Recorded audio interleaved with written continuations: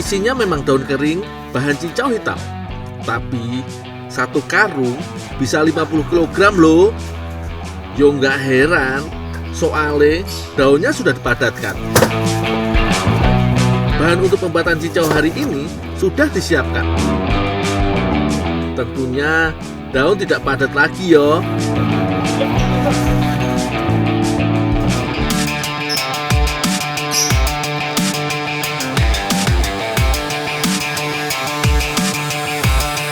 Ini dia bahan cincau yang siap dicuci.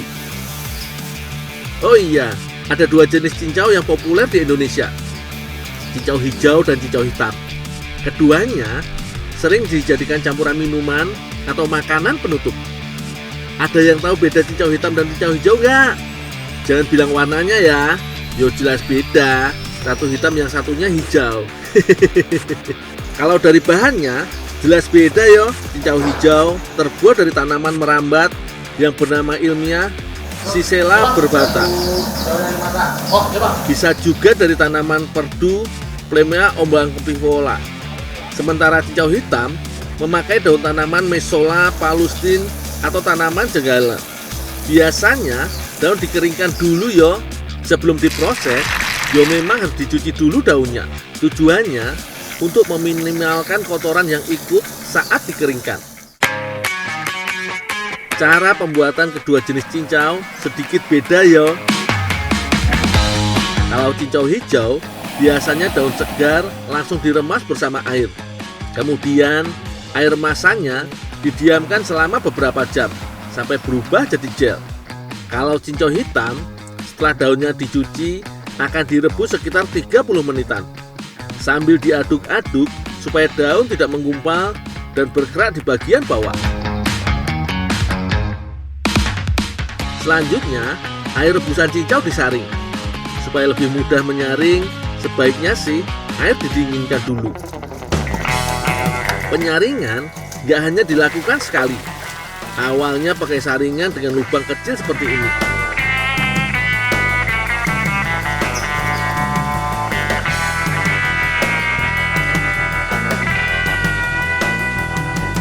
Kalau sudah, disaring lagi dengan kain khusus. Jadi sudah tidak ada lagi kotoran dalam air rebusan yo. Dul, siap panci. Oh, ya bang.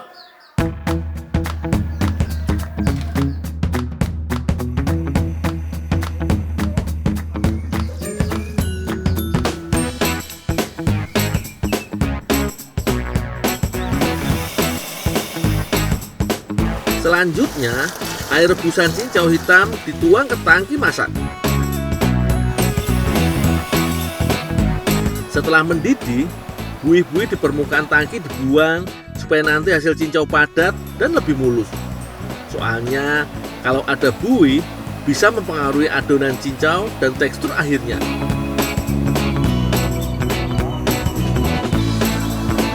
Pembuatan cincau masih belum selesai yo. Rebusan cincau dipindahkan dengan selang khusus ke mesin adonan.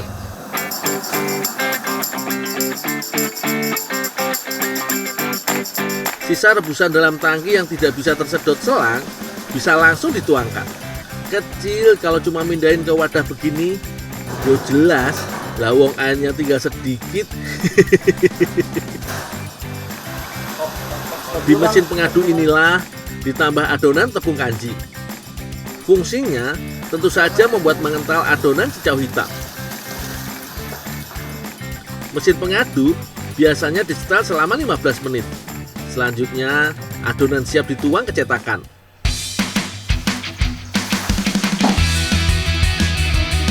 Penuangan ke cetakan sudah otomatis dari mesin pengadu. Tinggal diatur saja sesuai ukuran loyangnya. Biasanya sih tidak terlalu penuh yo, supaya lebih mudah mengeluarkan dari cetakan setelah dingin. Wits, jangan disepelein, cuma bawa 2 loyang cincau yo. 1 loyang lumayan berat loh, apalagi dalam keadaan panas. Nah, setelah memadat begini, juga bisa ketahuan beda cincau hijau dan hitam. Kalau dari teksturnya, cincau hijau lebih lembut dan licin. Biasanya kurang awet. Sedangkan cincau hitam lebih padat dan tahan lama.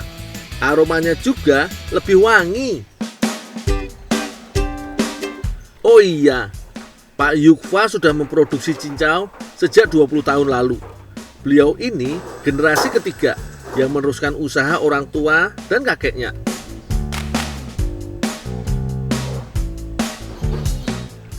Kalau hari biasa, Pak Yukfa membuat sekitar 50 loyang cincau. Saat bulan puasa, bisa berkali-kali lipat produksinya. Soalnya, cincau sering jadi menu andalan buka puasa.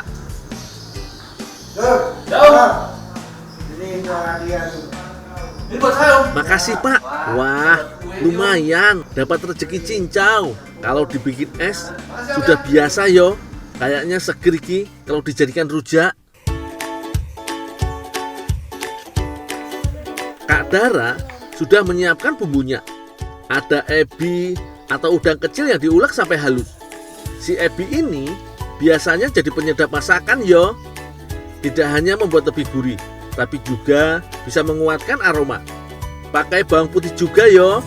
Jangan dibayangin bumbu rujak cincau sama dengan rujak buah biasanya. Yang ini berkuah, semacam kuah cukonya pempek Palembang. Nah, iki yang membuat bumbu kuah makin jos. Pakai cabai rawit yang banyak ya Kak Dara, supaya mantep pedesnya. Ada tambahan gula merah juga yo, supaya seimbang. Jadi bisa pas manis gurih pedesnya. Kak Dara, Ya, aku punya cincau, tolong dimasakin ya. Oke, makasih ya Dul cincaunya. ya, Ibu, nanti ini tolong dipotongin ya.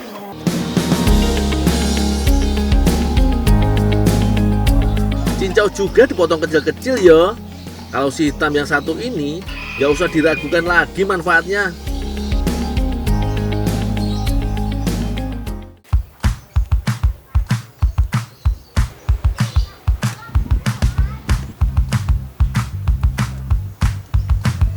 Setelah bumbu siap, langsung dimasak saja. Rebus air sampai mendidih yo. Baru masukkan bumbu halus. Selanjutnya, irisan gula merah.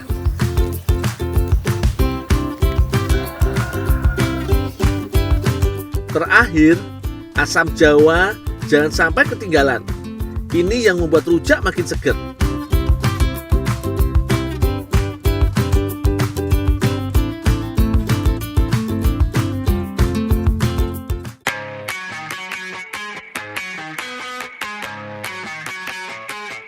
Wes, semua bahan siap, tinggal diracik saja iki.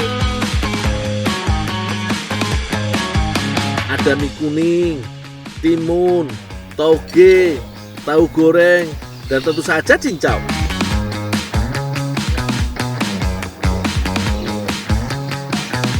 Kalau sudah, tinggal disiram bumbu rujak. Wih, ngelihatnya saja sudah bikin kemecer alias ngiler yo.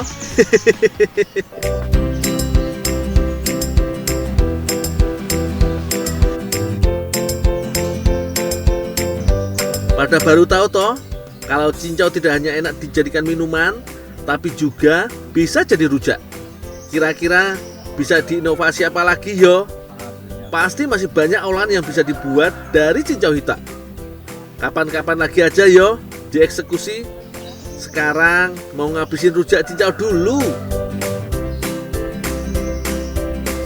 Bener toh dugaanku, rujak cincau ini memang bener-bener seger dimakan siang-siang. Jangan takut sakit perut karena kepedesan. Ada cincau yang bikin adem. Jangan takut kurang kenyang juga. Ada mie yang mengenyangkan. Gak hanya itu, ada tambahan tahu yang kaya protein. Pokoknya jos gandos rujak cincaunya.